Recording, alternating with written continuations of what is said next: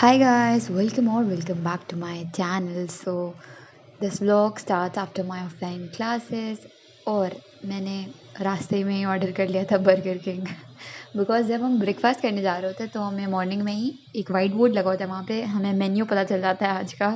And वहीं से मैं गेस लगा लेती हूँ कि आज मुझे क्या खाना है। मतलब कई बार ऐसा होता है वो उस बोर्ड पे ना जाने क्या लिखा होता है, मुझे पता भी नहीं होता ये क्या चीज़ है। Like most of the time ऐसे आज ना कुछ तुबेर दाल लिखी हुई थी एंड आई वाज लाइक ये कौन सी दाल है, मैंने तो नहीं खाई है। कई बार ऐसे सब्जियों के नाम लिखे होते हैं, मुझे नहीं पता होता ये क्या चीज़ है भाई। एंड तभी मैं डिसाइड कर लेती हूँ कि मम्मी मैं नहीं खा रही आज मेस से। माय मॉम वाज लाइक ठीक है मरियम। एंड आई गेस तुमको मोस्ट ऑफ इट ये दिखा देती हूँ। ऐसा नहीं मैं मेस से नहीं खाती, मतलब मुश्किल से लाइक एक महीने में 2 से 3 बार मैं बाहर का ही खाती हूँ, मतलब मोस्ट ऑफ द टाइम मैं मेस का ही खा रही होती हूँ।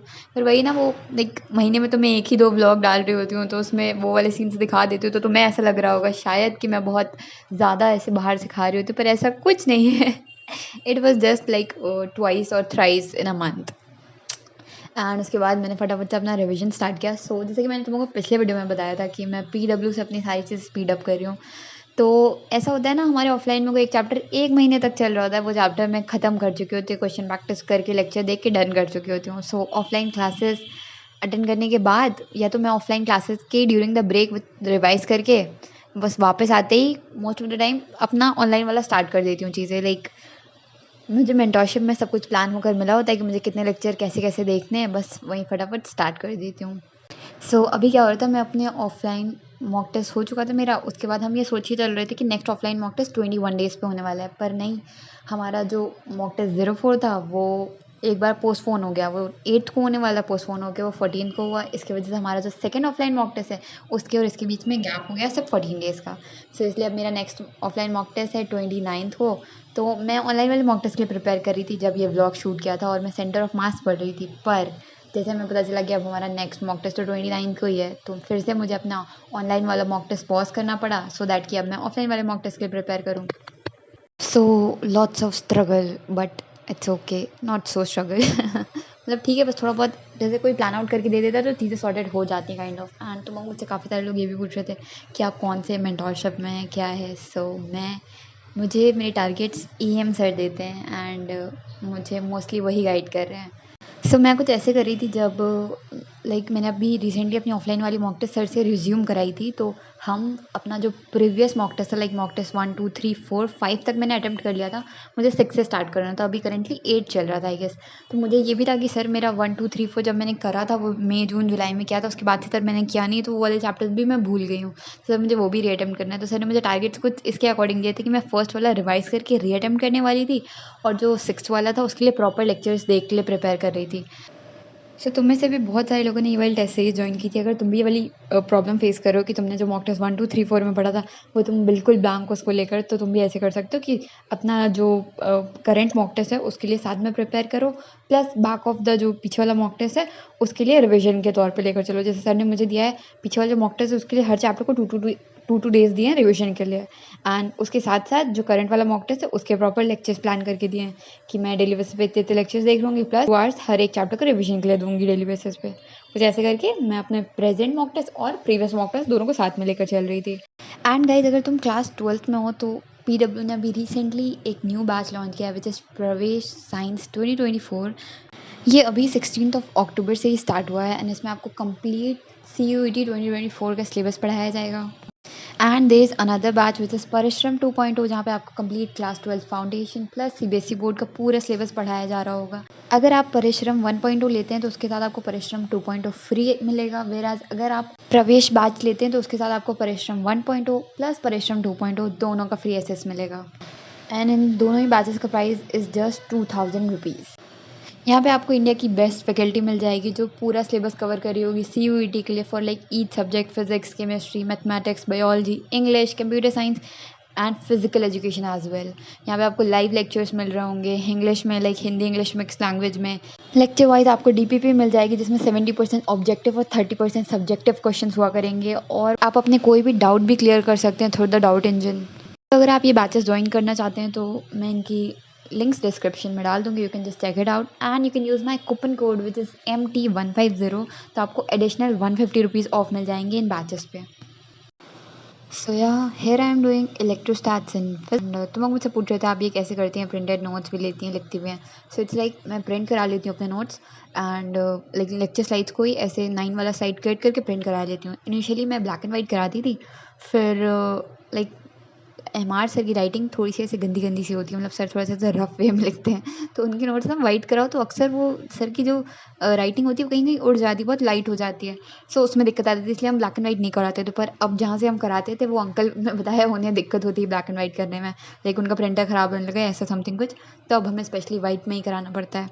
सो मैं ऐसे करती हूँ, सर के पूरे नोट्स से तो प्रिंट करा लेती हूँ, बहुत ही चीपली अवेलेबल हो जाते हैं। लाइक हमारे प्रॉपर लेक्चर की स्लाइड्स लाइक 10 से 12 पेज में हो जाती है। अगर हम 9 पेज वाली स्लाइड्स क्रिएट करते हैं तो पीडीएफ में कुछ 20 पेजेस के अराउंड होते हैं, अगर चैप्टर बहुत बड़ा भी हुआ तो। एंड उस पेज के एंड उस 20 पेजेस के जस्ट 20 रुपीज़ लगते हैं प्रिंट कराने में। मैं उन्हें प्रिंट करा लेती हूँ एंड बस लेक्चर को देखा, 2x पे पूरा लेक्चर देखा, 1.5 आवर में लेक्चर कंप्लीट हो गया एंड फटाफट से उसके समरी नोट्स बना लिए मैंने। लाइक लेक्चर को रिवाइज़ करना बहुत इंपॉर्टेंट है। लेक्चर देख लिया वो तो हो गया, पर उसे रिवाइज़ नहीं करेंगे तो हमें याद कैसे रहेगा कि हमने क्या पढ़ा। तो फटाफट से मैं उसके समरी नोट्स बना लेती हूँ कि हाँ, इस लेक्चर में कौन कौन सा कंटेंट था जो मुझे मेमोराइज़ करना था, जो मुझे याद होना चाहिए, वो सारे मैं अपने नोट्स में लिख लेती हूँ। इससे क्या होता है, नोट्स में प्रिंट करा लेती हूँ तो मुझे टेंशन नहीं हो रही होती कि मुझे क्वेश्चन नोट होते जो मुझे याद करनी है या मेमोराइज़ करनी है या लॉन्ग टर्म तक याद रखनी है, रिवाइज़ करनी है, वो वाली सारी चीज़ें। और बस रफ पैड पे मैं अपने क्वेश्चंस रीअटेम्प्ट कर लेती हूँ during the lecture and lecture का सिंपल। तो क्या होता है, मुझे लेक्चर मैंने टाइम से देख भी लिया और रिवाइज़ भी हो गया, टाइम भी बच जाता है, प्लस लाइक एक स्मार्ट वर्क भी हो जाता है। सो या यहाँ पे मैंने फटाफट से फिजिक्स का कंप्लीट करने के बाद I started off with organic chemistry. So हमारे जो मॉक टेस्ट 05 है उसमें हमारा लाइक एलन का सबसे सही यही लगता है कि हर मॉक टेस्ट के बाद कुछ ना कुछ बैक पोर्शन आ रहा होता है मॉक टेस्ट में, like current portion plus back portion, तुम्हारे जो भी चैप्टर्स थे वो रिपीट होकर आएंगे। तो हमारे बैक पोर्शन में इस बार आईयूपीएसी और आइसोमेरिज्म आ रहा है, तो अब उन्हें रिवाइज तो करना ही था। So I quickly started off with revision of isomerism. IUPAC तो लाइक 5 लेक्चर में पंकज सर का था, मैंने क्विकली एक दिन पहले ही सारा रिवाइज कर लिया था and now I started off with isomerism. ये दोनों चैप्टर केमिस्ट्री के बैक पोर्शन में इस बार आ रहे हैं। लाइक अभी जो प्रीवियस मॉक टेस्ट था उसके बैक पोर्शन में फिजिकल केमिस्ट्री आया था, तो इस बार ऑर्गेनिक केमिस्ट्री आ रहा है। ऐसे ही सेम फिजिक्स में भी होता है, लाइक अभी प्रीवियस वाले मॉक टेस्ट में एनएलएम और फ्रिक्शन आया था, तो इस बार थर्मल फिजिक्स आ रहा है बैक पोर्शन में। तो सही रहता है कि मतलब ऐसे तुम्हारा बैक पोर्शन आएगा तो तुम उसे रिवाइज कर लोगे अच्छे से। So here I started revision with organic chemistry.